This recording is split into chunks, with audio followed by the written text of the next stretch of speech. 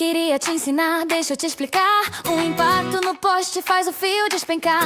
Pare e lembre dessa instrução, porque a energia busca condução. Carro com a terra vira um circuito fatal. A corrente procura fuga e você vira o canal. Não põe a mão na porta, nem sai normal, porque ali no metal o risco é real. Pés bem juntinhos pra fora do carro saltar, sem tocar na lataria, sem vacilar. O chão pode estar vivo, parece normal, mas tem tensão ali, invisível e fatal.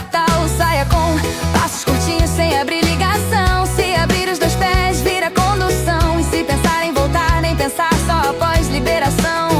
Porque com energia não se brinca, é risco na certa, é tensão. Nunca se esqueça dessa condição. Isso salva vidas, é proteção real. Qualquer vacilo pode ser fatal. Compartilhe agora pra mais gente saber. Proteja a sua vida, escolha viver. E se gostou desse conteúdo, siga a Renata Aroca.